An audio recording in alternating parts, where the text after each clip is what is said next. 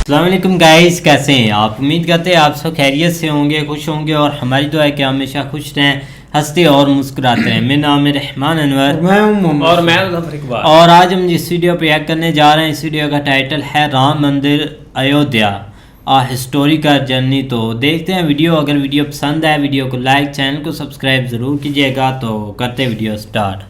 दोस्तों, सबसे पहले तो जरा इस आर्टिकल को देखिए। साल 1528 में मीर बाकी, जो बाबर का सेनापति हुआ करता था, उसने अयोध्या में बाबरी मस्जिद की नींव रखी थी। ये मस्जिद ठीक उसी जगह पर बनाई गई जहां प्रभु श्री राम का जन्म हुआ था और इसे बनाने के लिए वहां पहले से मौजूद मंदिर को ध्वस्त कर दिया गया था। अब मुगलों ने भगवान को उनके घर से तो निकाल दिया, पर इन्हें कौन बताए कि भारत के लोगों के तो दिलों में राम बसते हैं और श्री राम के प्रति हमारी यही श्रद्धा है जिसने सालों तक चले कोर्ट केस के बीच भी किसी के मन से राम मंदिर बनने की आस को खत्म नहीं होने दिया। अब करीब 500 सालों के इंतजार के बाद 2019 में सनातन की जीत हुई है और 22 जनवरी 2024 के दिन रामलला टेंट से निकलकर एक बार फिर से मंदिर में निवास करने जा रहे हैं। पॉसिबल है कि जब आप ये वीडियो देख रहे हो उस समय तक राम मंदिर में प्राण प्रतिष्ठा समारोह पूरा हो चुका हो, लेकिन अगर आप अपने धर्म के प्रति वफादार हैं तो फिर बाबरी मस्जिद के निर्माण से लेकर फिर से राम मंदिर बनने तक के इस सफर को आपको जरूर जानना चाहिए।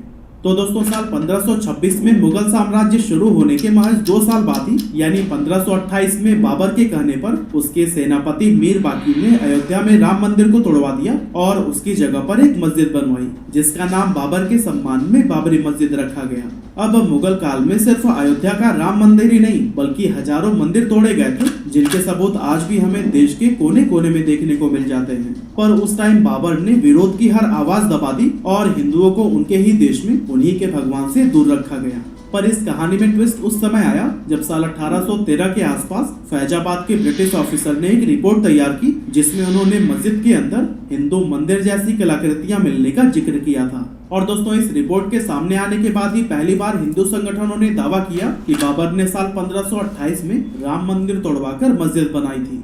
इस तरह के दावे सामने आने के बाद हिंदुओं और मुस्लिमों के बीच नफरत की आग जलने लगी और साल 1853 में अवध के नवाब वाजिद अली शाह के समय पहली बार अयोध्या में सांप्रदायिक हिंसा भड़क उठी। हालांकि इसके बाद भी हिंदू और मुस्लिम एक ही जगह पर पूजा और नमाज अदा किया करते थे। पूजा और नमाज एक ही जगह पर, आप सोच रहे हैं ना कि आखिर कैसे? तो चलिए इसकी भी स्टोरी को हम आपको बताए चलते हैं। एक्चुअली 1717 यानी कि बाबरी मस्जिद बनने के 190 साल के बाद जयपुर के राजा जय सिंह द्वितीय वो पहले शख्स थे जिन्होंने मस्जिद और उसके आसपास की जमीन को हासिल करने की कोशिश की थी जिससे कि वो एक बार फिर से वहां पर राम मंदिर बनवा पाए। लेकिन लाख कोशिशों के बाद भी राजा जय सिंह द्वितीय को कोई कामयाबी नहीं मिलती है, जिसके बाद वो मस्जिद के पास एक चबूतरा बनवाते हैं और उस चबूतरे का नाम राम चबूतरा रखते हैं ताकि प्रभु श्री राम में आस्था रखने वाले लोग उस चबूतरे पर पूजा कर सकें।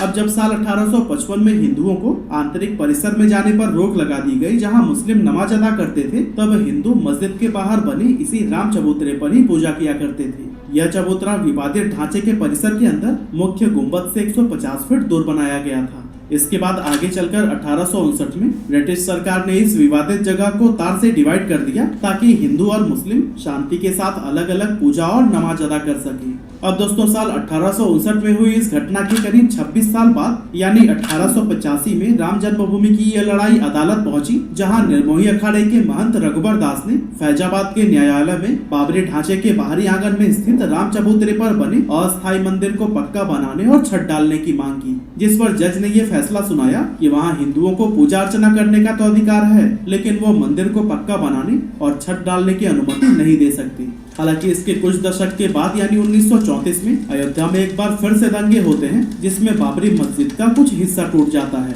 हालांकि बाद में इस हिस्से को रिपेयर करवा दिया जाता है, लेकिन यह घटना होने के बाद से यहाँ नमाज बंद हो जाती है। और दोस्तों, ध्यान दीजिएगा, यह वह समय था जब देश पर अंग्रेजों का राज हुआ करता था, लेकिन इसके बावजूद देश की जनता बाबरी मस्जिद बनने के 400 साल बाद भी अपने प्रभु के जन्मस्थली को पाने की लड़ाई लड़ रही थी। उस समय न तो हमारी अपनी खुद की सरकार थी और न ही मीडिया को इतनी आजादी थी कि वो इन मुद्दों को देश के हर नागरिक के सामने ला सके। और तो और देश को चलाने वाली कांग्रेस ने भी इन मुद्दों से किनारा किया हुआ था।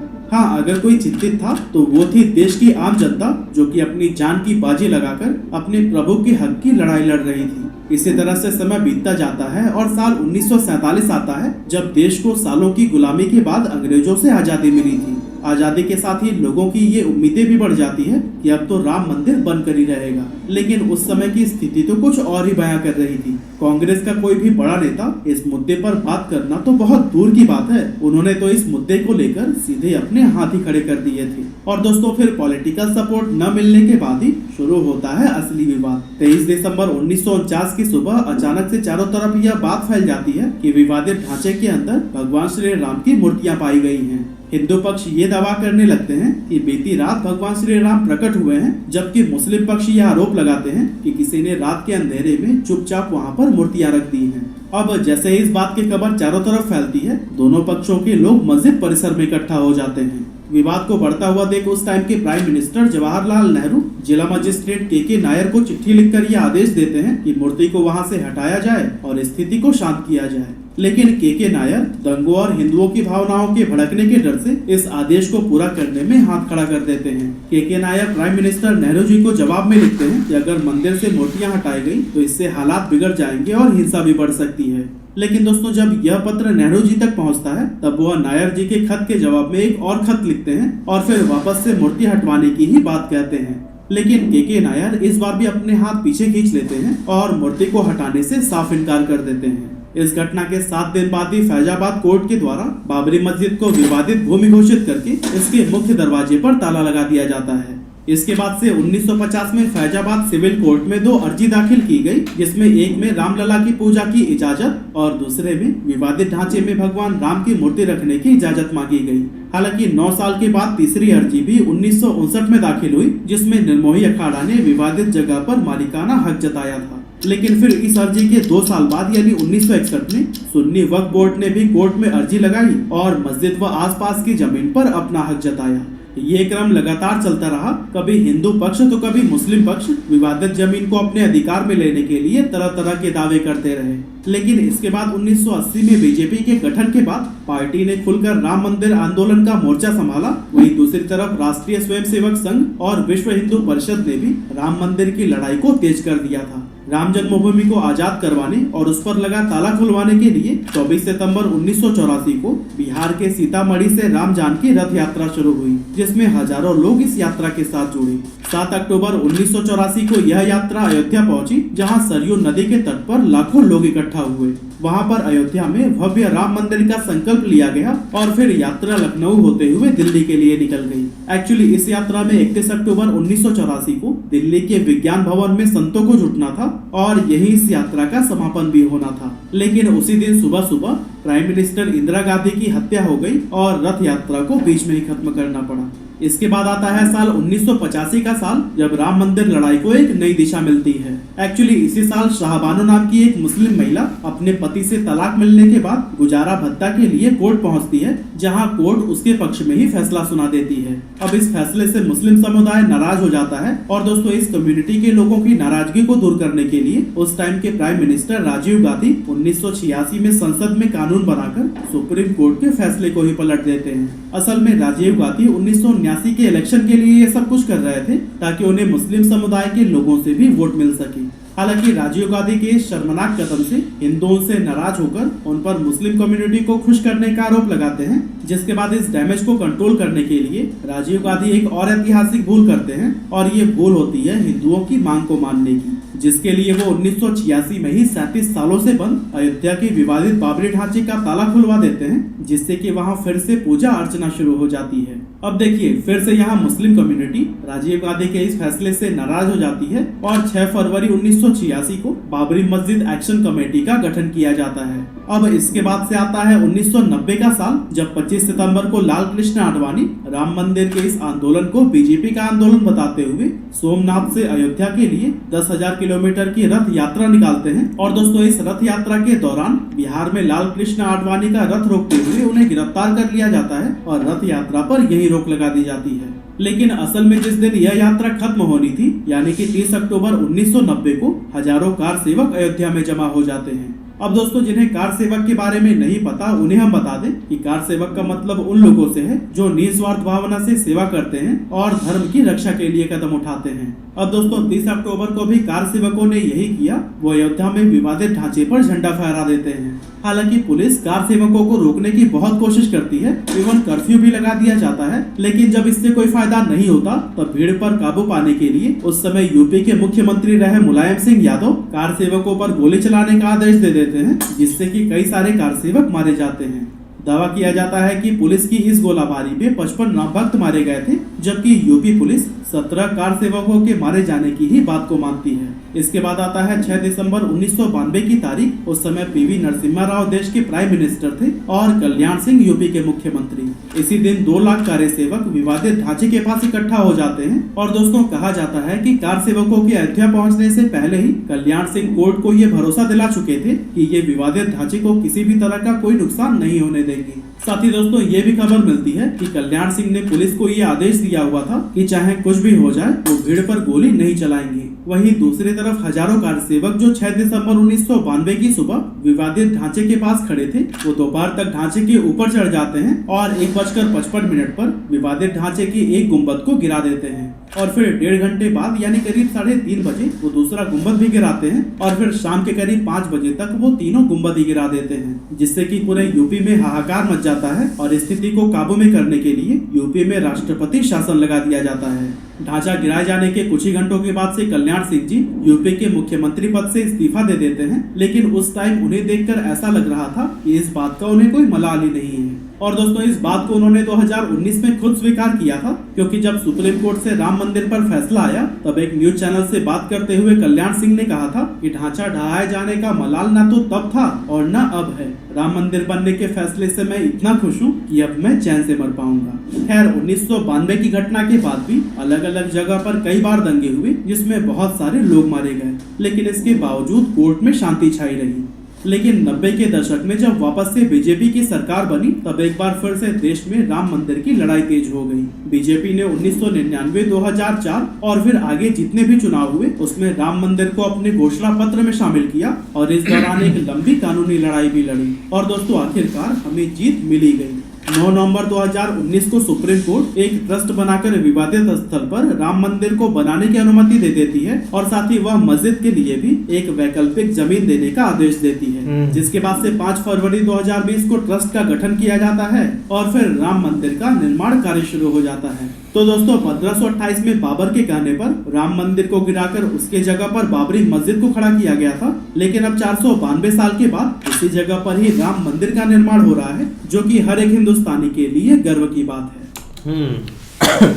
बिल्कुल भाई, एक ऐतिहासिक जो एक मुद्दा था वो एक छिड़ा हुआ था जो एक अंत हो गया, जिसका मतलब 22 दिसंबर को ना एक एंड होने वाला है उसका 22 जनवरी को, और एक 1528 से लेकर ये चीज़ें चल रही है। तब एक मंदिर को तोड़ा गया था, एक मस्जिद बनाई गई थी। मतलब एक देखा जाए ना, एक कोई ना कोई एक नया से नया प्रूफ हमें भी देखने को मिलता है कि ये चीज़ें हो चुकी है, जिसकी वजह से अब एक पूरा मुद्दा भी सर ने इस वीडियो में यही उठाया कि जो तब से ये चीज़ें चल रही हैं और ये चीज़ें हो रही हैं। और सबसे बढ़कर एक तब आया था जब 1849 में वो जो एक मूर्तियां वहाँ पर एक पाई गई थी ना, वो असल वहाँ से काम जो है ना वो स्टार्ट हुआ था, जो मतलब एक आप कह ले लोगों का बिलीव या लोगों को जो एक मतलब जो एक उम्मीद आप कह लें या होप जो नजर आई थी ना, वो उस वक्त ही आई थी भाई। नहीं वाकई इसमें कोई शक नहीं यार, एक दोनों पक्ष पर चले जाएं तो ऐसी चीजें मतलब कि नहीं होनी चाहिए थी। अब मुद्दा तो वहीं पर आकर खत्म हुआ है ना, मतलब कि इसमें इतने बेकसूर लोगों की मृत्यु भी हो चुकी है और इतने मतलब के दंगे हुए, इतने फसाद हुए लोगों के अंदर, मतलब कि एक हेट फैली, एक हिंदू मुस्लिम हुआ, हर चीज हुई, लेकिन एंड पर मामला वो ही मतलब के सुलह सफाई से हुआ है। मतलब के वहां पर राम मंदिर बन गया और एक मस्जिद के लिए एक अलहदा उन्होंने जमीन दे दी, कुछ भी नहीं हुआ। अब देखो ना, एक काफी चीजें होती है जो कि एक समझने वाली होती है, एक हर बात पर एक अड़ना नहीं होता। कई बार मतलब के एक चीजें बातों से भी एक चीजें सुलझाई जाती है। अब देखो ना, पहले एक मुगल अंपायर था, फिर पता नहीं अब हिंदुस्तान पर कितना राज रहा है, इतनी मतलब के इतनी हिस्ट्री पड़ी हुई है, इतनी इधर चीजें हिडन पड़ी हुई है, कोई बंदा अभी तक पूरा उस पर उतर नहीं सकता। एक मतलब कि पहले मुगल एम्पायर आया, वो ऊपर ब्रिटिश आए, ईस्ट इंडियन कंपनी आई, तो मतलब कि इतने लोग, उसमें भी लोगों ने मतलब कि बहुत सफ़र किया, लोग इतने बेकसूर उसमें मरे भी लोग, उन्होंने इतना सफ़र भी किया, यहाँ तक कि इतनी जद्दोजहद भी की। उसके बाद एक मतलब कि ना तो इधर भाई ये कोई पाकिस्तान वाला सीन था, ना ही कुछ और था, लेकिन इधर एक हिस्ट्री पर बात आती है। आप देखो ना, पहले एक हमारे तो हीरो वो ही थे ना, तब हम ना तो एक हमारा जन्म हुआ था इधर पाकिस्तान में, ना पाकिस्तान का कोई नामो निशान था, लेकिन अभी तक हम उनके हीरो का अपना दर्जा नहीं दे सकते, क्योंकि हमारी चीज़ें चेंज हो गई थी हर तरफ। इधर हमारी बुक्स में एक किसी हीरो का नाम नहीं लिखा गया, किसी का लिखा गया है मतलब कि जिन्होंने हमें एक आज़ादी लेकर दी, वो तो पीछे ये चीज़ें होगी, पाकिस्तान नया बन गया, एक डिफरेंट चीज़ें चल गई, लेकिन ये मुद्दा ना एक नहीं उठना चाहिए था। अब वो तो हल गया है, लेकिन इस पर एक अब आपको हर बंदा जाहिर कराएगा कि यार एक जो हिंदू है ना वो अब आपके खिलाफ है, वो आपको जीने नहीं देंगे। ज़्यादातर आप ना इधर तो यही सिनेरियो चलता है कि उधर जो इंडियन मुस्लिम है ना वो बहुत एक दबाव में रहते हैं, लेकिन उस पर क्या हुआ कि एक कानूनी कार्रवाई हुई, ये नहीं कि एक मतलब कि हर चीज़ होगी। वो भाई बाबर आया, उसने भी मतलब कि चीज़ें की, एक बड़े बड़े एक सीनियर थे, उन्होंने आकर इधर एक चीज़ें ढूंढी और उसके बाद ये हर चीज़ हो चुकी। आप देखो ना, अब मुस्लिम मुमालिक भाई 57 मुमालिक है इनके, और हर चीज़ है। अब इधर तो हिंदू मुस्लिम किया जाता है, लेकिन अब एक इसराइल फ़लस्तीन पर आ जाए तो उधर मतलब कि अभी के रिकॉर्ड में 560 मस्जिद शहीद हो चुकी है। क्या उनका हिसाब ये नहीं मांगते?